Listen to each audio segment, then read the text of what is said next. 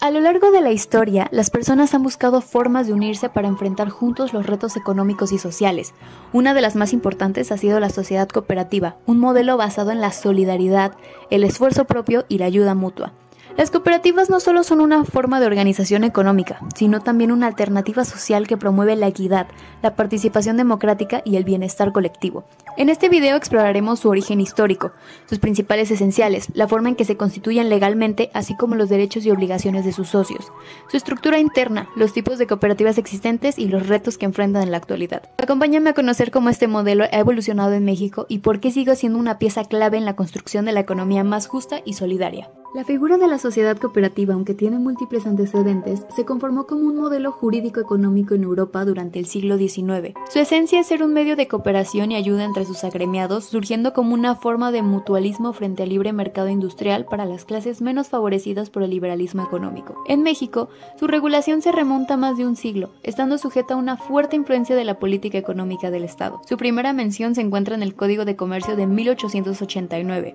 Desde entonces es posible distinguir tres etapas de la sociedad cooperativa mexicana. La primera es la etapa liberal, que abarcó de 1889 a 1938, que inicia con la regulación del mencionado Código de Comercio de 1889 y continúa con las primeras leyes especializadas de 1927 y 1933. En este periodo, la cooperativa se concebía principalmente como herramienta para que los trabajadores aumentaran su poder de compra o produjeran de forma colectiva, pero con una supervisión limitada y muchas veces mecanizada por parte del Estado. La segunda etapa es la etapa social populista, que abarcó de 1938 a 1994, marcada por la influencia del socialismo y el populismo, con la Ley General de Sociedades Cooperativas. Promulgada el 15 de febrero de 1938, se promovió el cooperativismo como un instrumento de política social.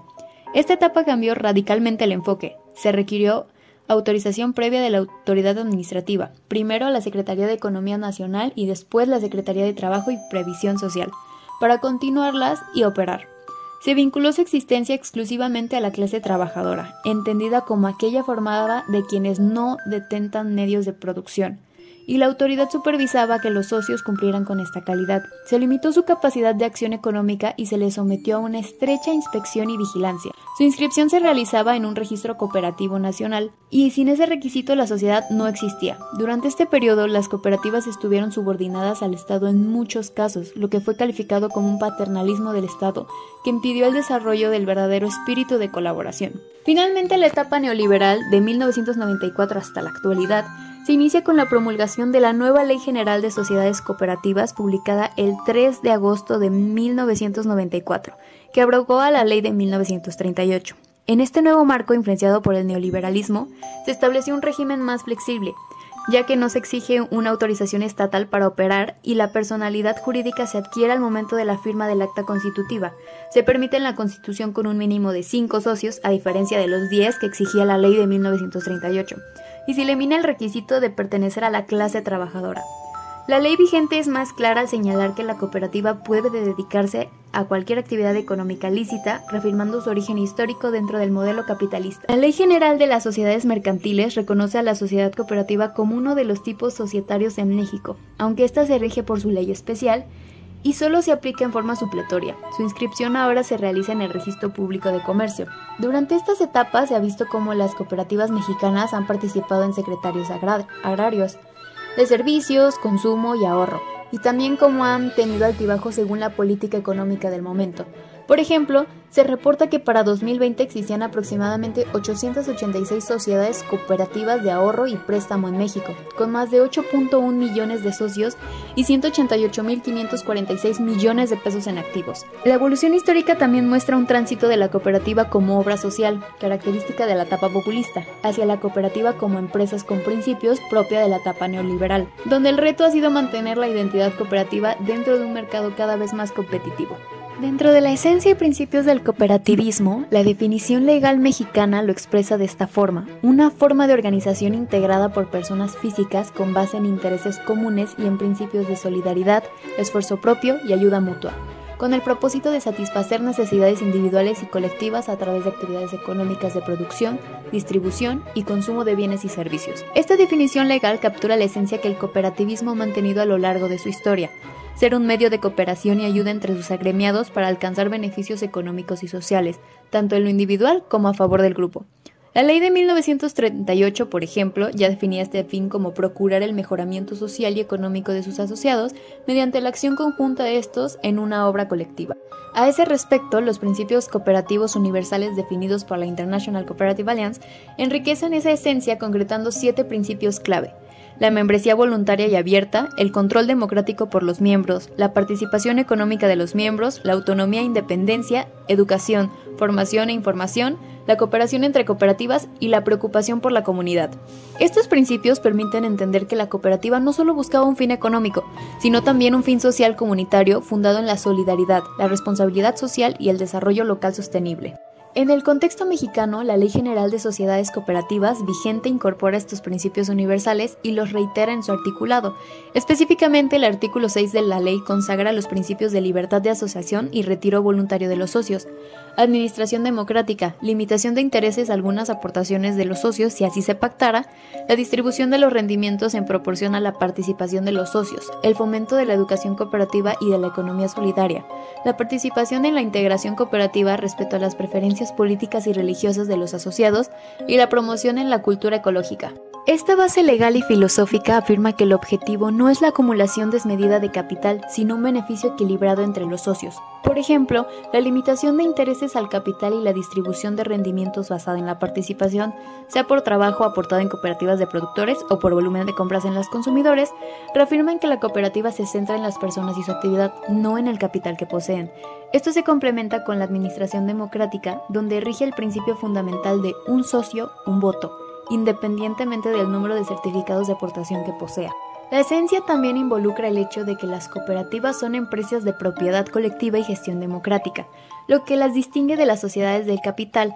Esta combinación de características les da rasgos híbridos, se asemeja a las sociedades de personas por la importancia de la calidad del socio, su trabajo, su participación y el principio de un socio, un voto. Pero también toma elementos de las sociedades de capital como la responsabilidad limitada de los socios, que la ley de 1933 ya permitía y que la doctrina actual confirma, pues generalmente se restringe al monto de sus aportaciones y su estructura patrimonial basada en certificados de aportación. Como bien lo establece la doctrina, es una amalgama de elementos de ambas. La ley actual reafirma esta naturaleza empresarial al permitir que la cooperativa se dedique libremente a cualquier actividad económica lícita, actuando dentro del modelo económico capitalista, pero regida por sus propios principios de solidaridad y democracia.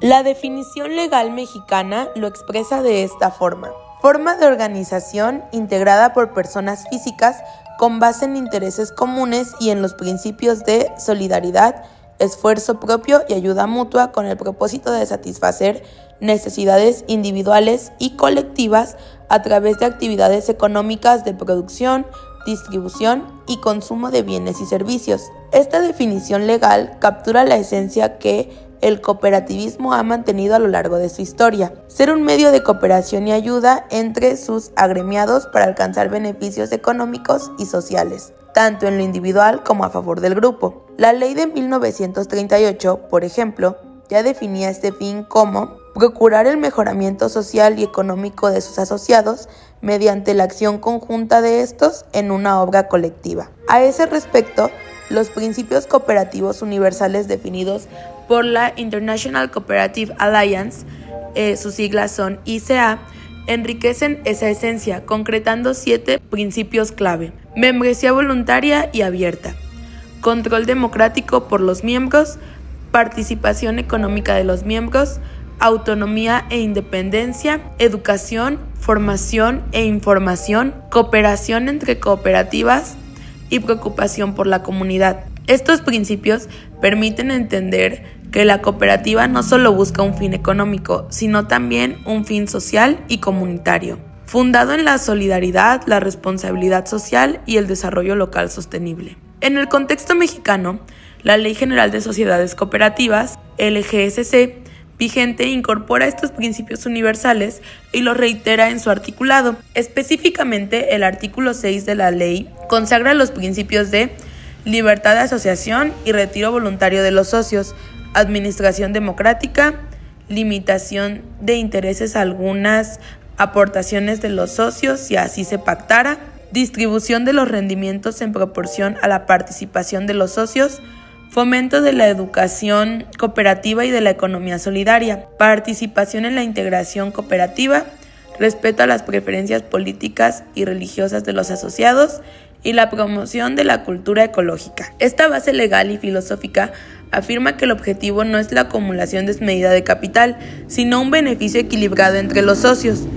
Por ejemplo, la limitación de intereses al capital y la distribución de rendimientos basada en la participación, sea por trabajo aportado en cooperativas de productores o por volumen de compras en las de consumidores. Reafirman que la cooperativa se centra en las personas y su actividad, no en el capital que poseen. Esto se complementa con la administración democrática, donde rige el principio fundamental de un socio, un voto, independientemente del número de certificados de aportación que posea. La esencia también involucra el hecho de que las cooperativas son empresas de propiedad colectiva y gestión democrática, lo que las distingue de las sociedades de capital. Esta combinación de características les da rasgos híbridos. Se asemeja a las sociedades de personas por la importancia de la calidad del socio, su trabajo, su participación y el principio de un socio, un voto. Pero también toma elementos de las sociedades de capital, como la responsabilidad limitada de los socios, que la ley de 1933 ya permitía y que la doctrina actual confirma, pues generalmente se restringe al monto de sus aportaciones y su estructura patrimonial basada en certificados de aportación. Como bien lo establece la doctrina, es una amalgama de elementos de ambas. La ley actual LGSC de 1994 reafirma esta naturaleza empresarial al permitir que la cooperativa se dedique libremente a cualquier actividad económica lícita, actuando dentro del modelo económico capitalista, pero regida por sus propios principios de solidaridad y democracia. Ahora hablando sobre la Constitución y los aspectos legales, la constitución de una cooperativa en México implica varios pasos y requisitos que han variado con el tiempo. En la ley vigente, la Ley General de Sociedades Cooperativas, LGSC de 1994, se destacan varios elementos. Se requiere un mínimo de 5 personas físicas para constituir la cooperativa. Se debe elaborar un acta constitutiva que contenga los datos de los fundadores, las bases constitutivas, que funcionan como los estatutos, y la designación de los órganos iniciales, como el Consejo de Administración y el de Vigilancia. Esta etapa neoliberal moderna contrasta con la ley de 1938, que exigía un mínimo de 10 socios y requería que fueran de la clase trabajadora, un requisito ahora eliminado. Posteriormente, se requiere la ratificación de la voluntad de los fundadores y sus firmas ante un fedatario público, como un notario o corredor público, o ante autoridades como un juez de distrito, presidente municipal o delegado. Finalmente, el acta debe inscribirse en el Registro Público de Comercio. Esta es una de las modificaciones más relevantes de la reforma de 1994, ya que no requiere autorización administrativa previa para operar. La personalidad jurídica nace desde el momento en que se firma el acta constitutiva por los socios, incluso antes de su ratificación e inscripción.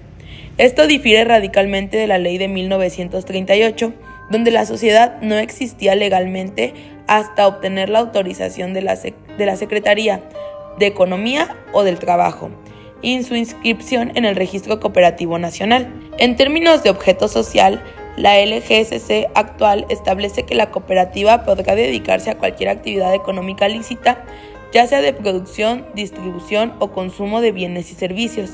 Esto amplía enormemente su capacidad de acción frente a regulaciones anteriores, como la de 1938, que limitaban estrictamente sus actividades y prohibían actos con fines de lucro, como la comercialización de productos no transformados por la propia cooperativa. Dentro del ámbito mercantil, la cooperativa adquiere personalidad jurídica y patrimonio propio, situándola entre los tipos societarios reconocidos por la Ley General de Sociedades Mercantiles, aunque se rija por su ley especial y la LGSM solo aplique supletoriamente. Este patrimonio está constituido por las aportaciones de los socios. El capital social de la cooperativa es siempre variable por naturaleza y se integra con las aportaciones de los socios, que pueden ser en efectivo, bienes, derechos o trabajo. Estas aportaciones, si no son en numerario, deben ser valuadas. El capital se representa en certificados de aportación, que son nominativos, de igual valor o indivisibles. Además, el patrimonio se constituye por los fondos y reservas que la Asamblea decida crear. Bajo la ley vigente, los fondos de reserva, de previsión social y de educación cooperativa son potestativos, es decir, opcionales, a diferencia de la ley de 1938, donde eran obligatorios e irrepartibles. La responsabilidad de los socios está, según los estatutos y la ley, limitada al monto de sus aportaciones, lo que favorece la seguridad jurídica de los asociados. Esta responsabilidad limitada es un rasgo que comparte con sociedades de capital como la sociedad anónima o la sociedad de responsabilidad limitada. Sin embargo, en las cooperativas de productores la relación del socio es única. El socio de una cooperativa de productores tiene como obligación principal la prestación de su trabajo personal, ya sea físico o intelectual. A cambio, no recibe un salario, sino que su derecho principal es recibir rendimientos en función del trabajo aportado, el cual es evaluado por factores como la calidad, tiempo y nivel técnico. La doctrina es clara en que este rendimiento nunca podrá ser asimilado a un salario, pues es una retribución de la propia sociedad a su miembro por los bienes o servicios vendidos, no un pago de un patrón a un empleado. Un aspecto clave es la regulación específica para las cooperativas de ahorro y préstamo, que por su naturaleza financiera se vinculan al sistema financiero y están sujetas a una supervisión más estricta por parte de la Comisión Nacional Bancaria y de Valores, CNBV. Además de esta supervisión especializada, las cooperativas pueden formar parte de organismos de integración como federaciones y confederaciones. Las cooperativas mexicanas están sujetas también a las reformas legislativas y fiscales que regulan las sociedades mercantiles. La vida de la sociedad concluye por la disolución y liquidación. Las causas de disolución son similares a las de la ley anterior, pero destaca que la disolución puede ocurrir por una resolución judicial. A diferencia del régimen de 1938, que dependía de la cancelación de la autorización gubernamental, el proceso de liquidación en todo caso debe realizarse con intervención judicial. Socios, derechos y obligaciones. La persona que es admitida como socio de una cooperativa adquiere un conjunto de derechos y obligaciones. El derecho más importante es el de participar con voz y voto en la Asamblea General. La ley es clara al especificar que a cada socio le corresponde un solo voto, sin que importe el monto de su aportación o el número de certificados que posea. Otros derechos fundamentales incluyen ser electo para los órganos de gobierno, como el Consejo de Administración o de Vigilancia, tener acceso a los beneficios del Fondo de Previsión Social y recibir la cuota de liquidación que corresponda si la sociedad se disuelve. En cuanto a las obligaciones, los socios deben, de manera general, asistir a las asambleas a las que sean convocados, cumplir con las bases constitutivas y los acuerdos de los órganos de gobierno, así como actuar con honestidad en relación a la sociedad. Existen también obligaciones específicas según el tipo de cooperativa. En las cooperativas de productores, la obligación esencial del socio es la prestación de su trabajo personal, ya sea físico o intelectual. En contraprestación, su derecho principal es recibir rendimientos en función de ese trabajo, el cual se evalúa según factores como la calidad, el tiempo y el nivel técnico. Es fundamental entender que este rendimiento nunca podrá ser asimilado a un salario, pues no es la paga de un patrón, sino la parte de la ganancia que la sociedad, de la cual es dueño, obtuvo por vender los bienes o servicios. Por otro lado, en las cooperativas de consumidores, la obligación principal del socio es adquirir los bienes y servicios que la cooperativa distribuye. Esta obligación se fundamenta en el principio de ayuda mutua, ya que solo a través del volumen de compra colectivo se pueden obtener mejores precios. Sin embargo, esto no anula la libertad del socio, pues la ley le reconoce que éste mantiene su derecho de adquirir los bienes y servicios que más le convengan en el mercado en razón de calidad y precio. Sus rendimientos, llamados excedentes, se reciben en proporción al volumen de sus compras.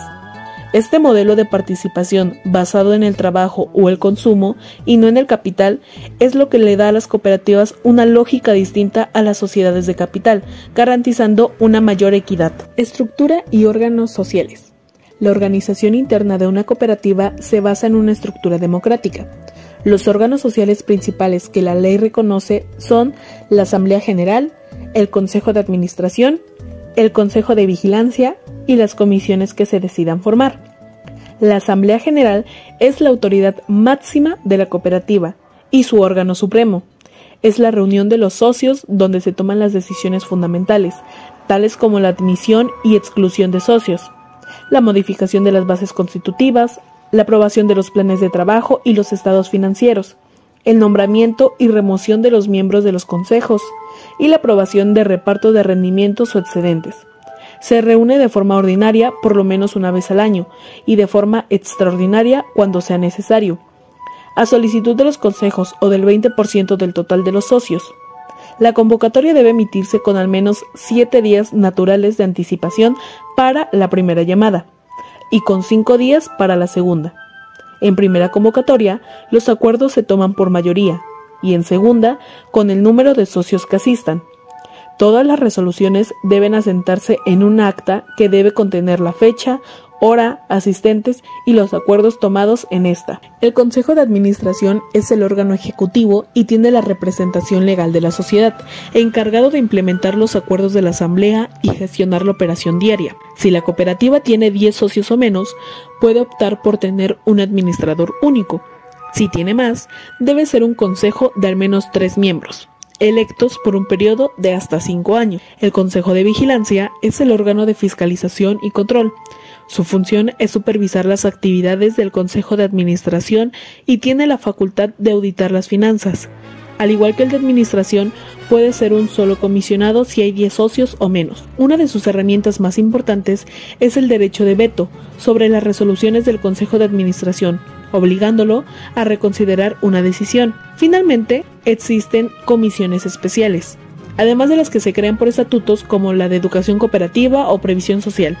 La ley prevé la existencia de una comisión técnica para las cooperativas de productores y una comisión de conciliación y arbitraje para resolver disputas internas. Esta estructura asegura que la cooperativa funcione con participación democrática, rendición de cuentas y control interno. Tipos de sociedades cooperativas y su relevancia. Para comenzar, es importante recordar que la Ley General de Sociedades Cooperativas define a la cooperativa como una forma de organización social integrada por personas físicas basadas en intereses comunes y en los principios de solidaridad, esfuerzo propio y ayuda mutua, con el propósito de satisfacer necesidades tanto individuales como colectivas. Aunque la Ley General de Sociedades Mercantiles la incluye como un tipo de sociedad, la cooperativa se rige por su propia ley especial y solo se aplica de manera supletoria. Ahora bien, existen 3 tipos principales de cooperativas y las veremos a continuación. La primera es cooperativas de productores. Son aquellas cuyos miembros se asocian para aportar su trabajo personal, ya sea físico o intelectual. Su objetivo principal es la producción de bienes o servicios. La ley actual les permite realizar actividades de almacenamiento, conservación, transporte y comercialización de sus productos, dándoles una capacidad empresarial que antes, en la ley de 1938, estaba restringida. Este tipo de cooperativa es particularmente relevante en zonas rurales o comunidades indígenas, donde permite agrupar esfuerzos productivos. Por ejemplo, en un pueblo de Michoacán, un grupo de campesinos decide formar la cooperativa Agroverde. Cada socio aporta su trabajo personal en el cultivo del aguacate, comparten herramientas, maquinaria y comercializan juntos su producción. Al vender directamente sus productos, eliminan a los intermediarios y obtienen un mejor precio. Al final del año, las ganancias se reparten entre los socios en proporción al trabajo realizado, no según el dinero invertido. Este tipo de cooperativa busca fortalecer la producción colectiva y mejorar el ingreso de los trabajadores. La segunda es las cooperativas de consumidores. Estas, formadas por personas que buscan adquirir bienes o servicios para ellos, sus hogares o sus actividades. Su objeto es el abastecimiento y distribución, procurando obtener el mejor precio posible para sus socios. Esta categoría es muy amplia, ya que puede incluir también servicios de vivienda, educación o incluso de ahorro y préstamo. Por ejemplo, en una colonia de Guadalajara, varias familias crean la cooperativa de consumo familiar Bienestar. Juntas compran productos básicos como el arroz, frijol, azúcar y artículos de limpieza directamente a los proveedores, a precios más bajos que en el supermercado.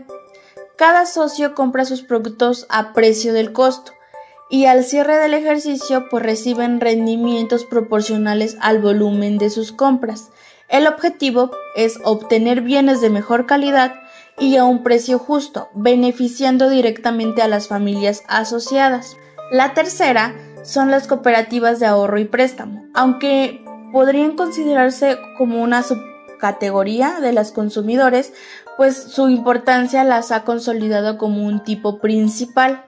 Su propósito es captar el ahorro de los socios y otorgarles créditos en condiciones justas, sin fines especulativos. Representan un instrumento vital de inclusión financiera, especialmente en comunidades sin acceso a la banca tradicional. Por su naturaleza financiera están sujetas a la supervisión de la Comisión Nacional Bancaria y de Valores. Por ejemplo, en una comunidad rural de Oaxaca, los vecinos forman la Caja Popular Unión Solidaria. Cada socio realiza pequeñas aportaciones periódicas que conforman a un fondo común de ahorro. Con ese dinero, la cooperativa otorga préstamos a los mismos socios con las tasas bajas y plazos accesibles. Este tipo de cooperativa promueve la inclusión financiera, fomenta el hábito del ahorro y brinda apoyo económico a la comunidad. En conjunto, estas cooperativas juegan un papel clave en la economía social y solidaria.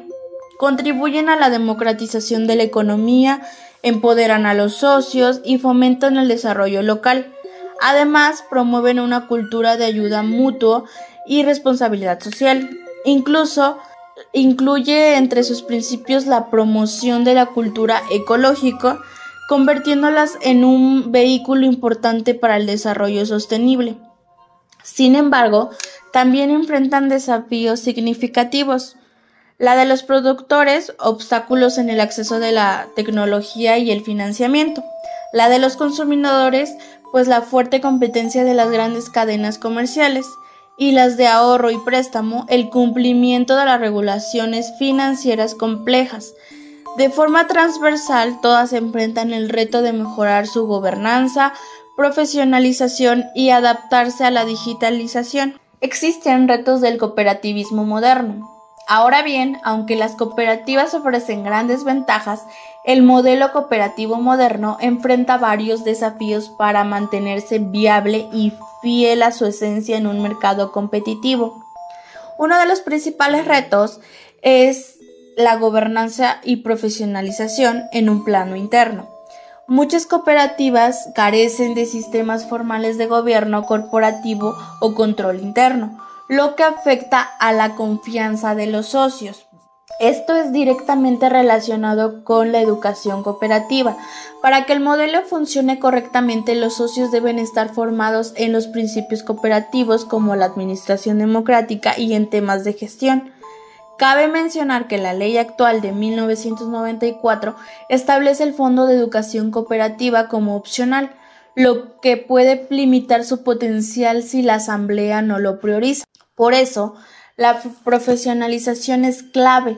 La ley permite que los gerentes y especialistas técnicos puedan ser externos, no necesariamente socios, para asegurar una gestión más experta. En el plano externo, los retos principales son la competencia y el financiamiento.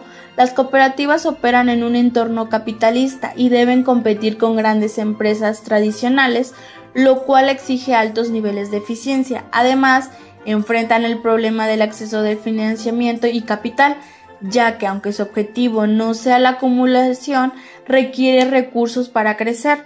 Por ello, la ley permite emitir certificados de aportación obligatorios, voluntarios y de capital de riesgo, con el fin de atraer inversión sin perder su naturaleza cooperativa.